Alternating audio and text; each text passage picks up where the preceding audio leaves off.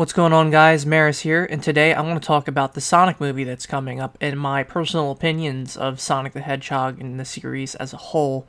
Now, I'm not really too thrilled for this movie that's actually coming out because I feel like the CGI aesthetic for a Sonic movie just wouldn't work. They're trying to make Sonic almost into a pet. Now, the reason Detective Pikachu did so well is Pokemon are technically like pets in that world, and in the anime it shows that. However, with Sonic is his own main character and he has his own story. He shouldn't even be in this. I don't feel like that's the approach for this movie, and I feel like this movie's gonna bomb. Now, the only thing that I will say is the only thing that won't make it bomb is the fact that Jim Carrey is the one playing Robotnik. Now, Jim Carrey is in my top 5 favorite comedians, and maybe that's a little personal bias here. No, but thank you for asking. I just feel like that's the only reason this movie won't tank, but we'll see. Anyway, let's cut the crap and get on with the actual video, shall we? Alright, I'm gonna need every viewer to do me a favor. I want you to close your eyes, shut off your music, and on the count of 3, I want you to just shut up, close your eyes, and listen, alright? 1, 2, 3.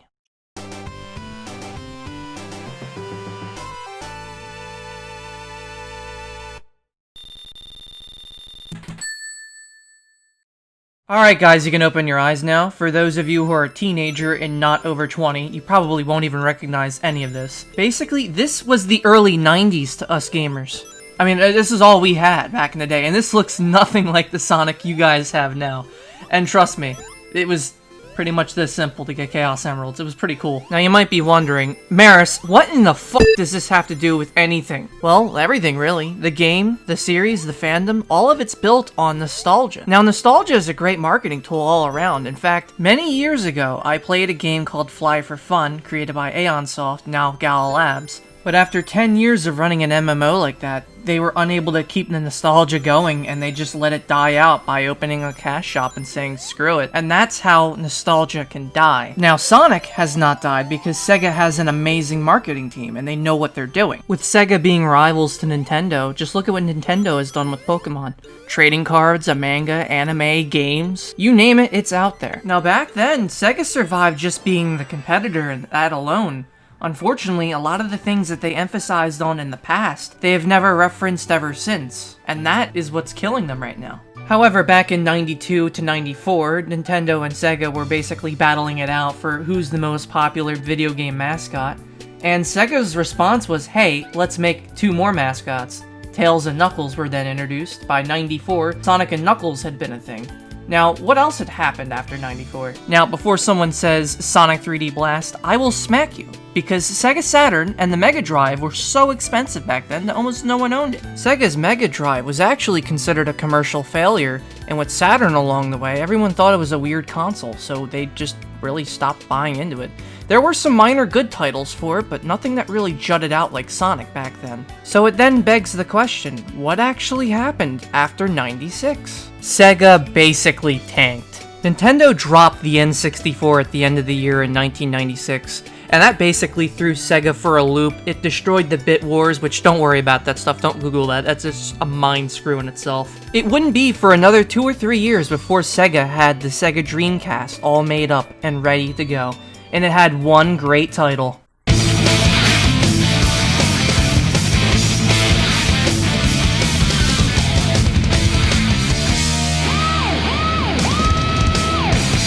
Sonic Adventure. Sega couldn't have made any more of a masterpiece. This game played homage to both the past, present, and even the future.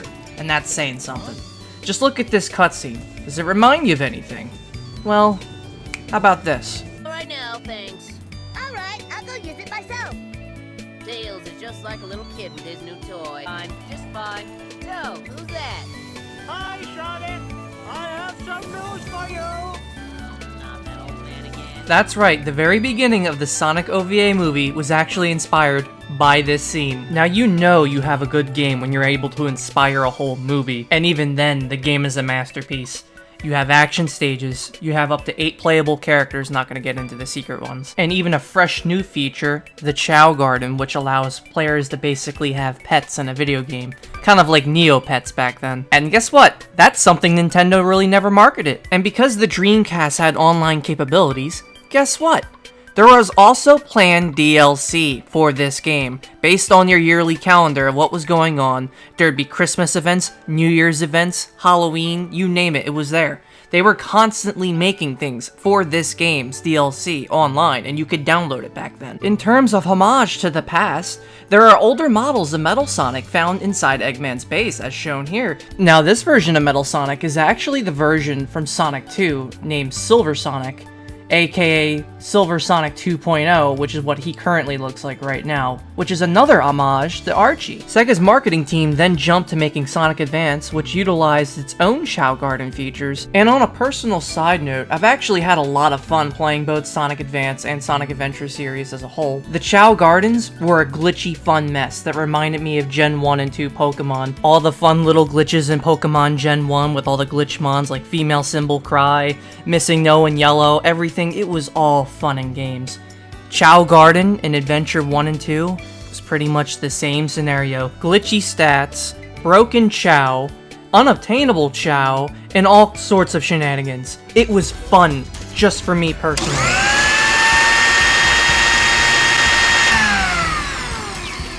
Dead. Now, when I say glitch Pokemon, you guys are probably wondering what this has to do with a Sonic video, but it was the nostalgia for me that got me hooked. And if you're wondering what a glitch Pokemon is, just go look up Missing No Expert on YouTube. He uncovers and goes over every single glitchmon in Gen 1, and it's quite interesting, his videos. I highly recommend that you give that man a follow, go check out his content. And anyway, let me get back to the video. It was all about the discovery and the nostalgia that it could hold. Finding weird things in video games has always been a passion of mine, and I'm certain it's a passion of yours as well. And when the success of Sonic Adventure had finally gone through, it finally happened. They did it.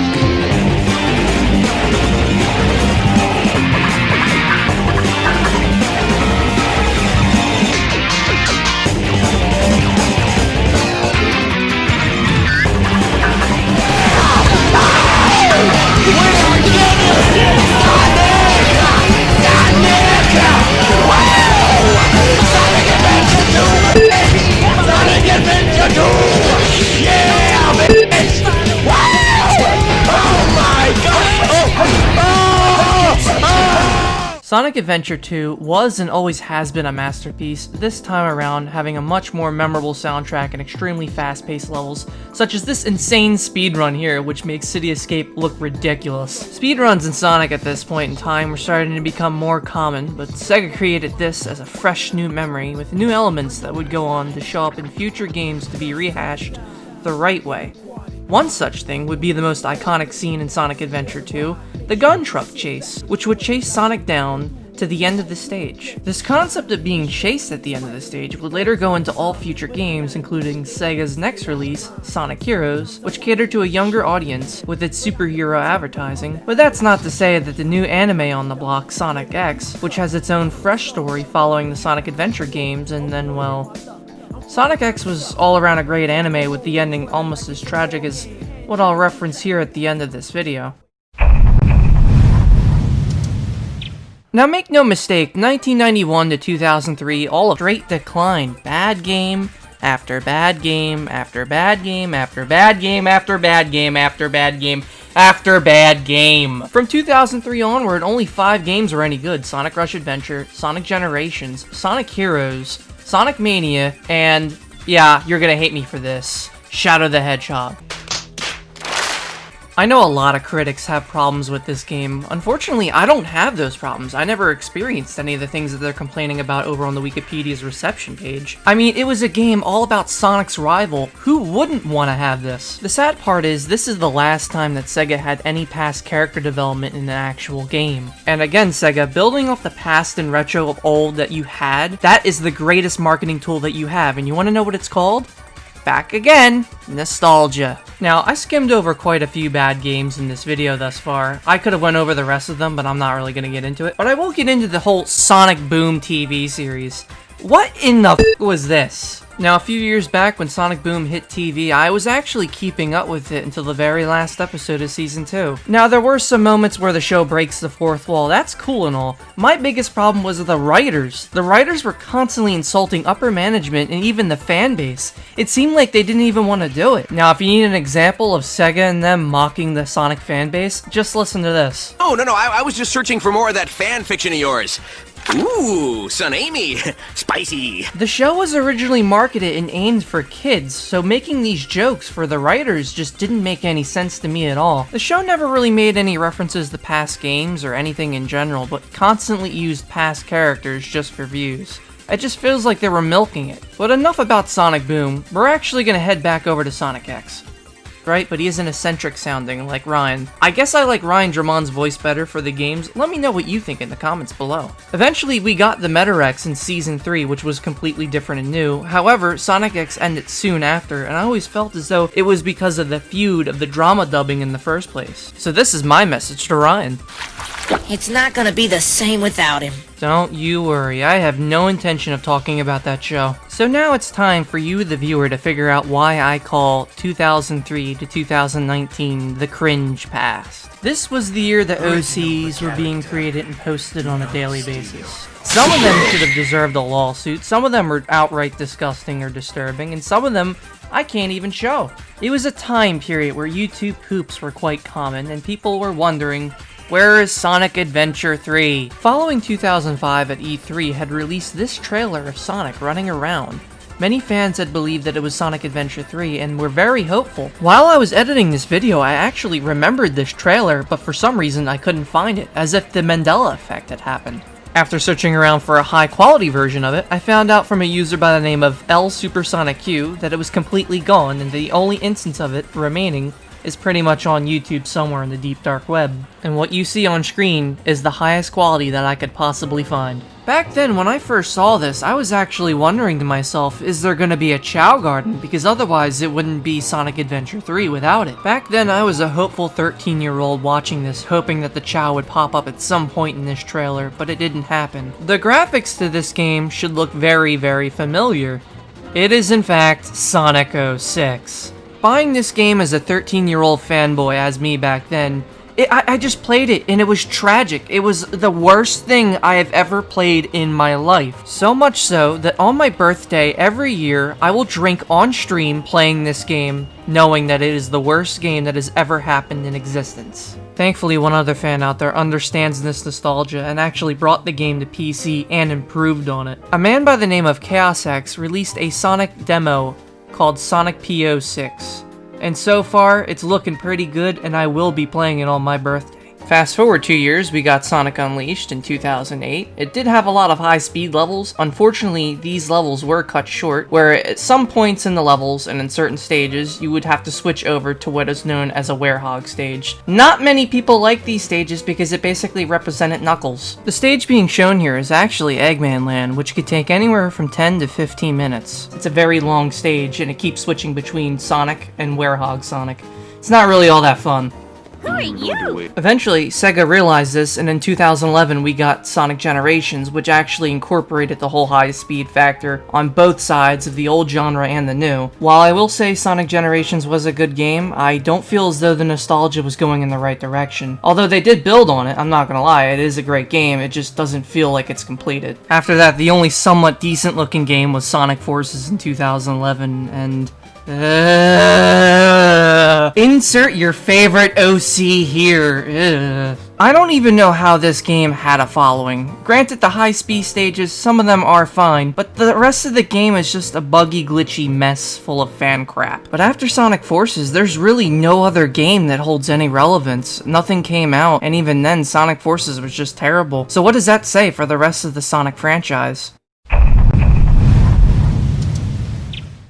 There's a lot I have to say here, and it actually hurts to say some of it too, because it requires going further back into the past in order to fix the future fan base and franchise. A movie would definitely do a lot of good if done correctly, but since I plan to see the movie today, chances are it's mostly going to be a comedy and not as serious, as many times anything anime or video game related turned into a movie usually comes out complete garbage. Examples include Dragon Ball Evolution, Avatar: The Last Airbender, the Double Dragon movie from back then, Hell, even the TV shows like Code Lyoko Evolution that switched over to live action came out partially garbage, just trying to go for the realistic live action, real actor movie appeal. If the French trying to do anime couldn't do the changeover justice, I don't know what can.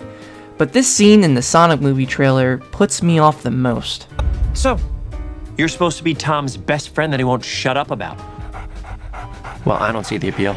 That is very gross! I'm facepalming right now. It's the comparison to a pet making Sonic a mockery of comedy. What happened to serious Sonic moments that made you really feel the characters like in the Archie comic book series? At least the OVA movie was captivating. To those at Sega and longtime fans seeing this video, I want you to stop and think for a moment. Why did Nintendo never have a movie about Mario or Link? Yes, they both had their fair share of geek TV shows and other great movies they bought out. Adult jokes aside, I plan to see the Sonic movie today on release and do a live stream later on giving my thoughts about the movie if it's got a real chance or feel for a sequel.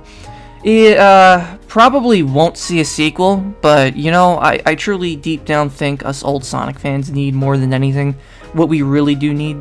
Like at the start of this video, on the count of 3, close your eyes and listen, alright? 1, 2, 3.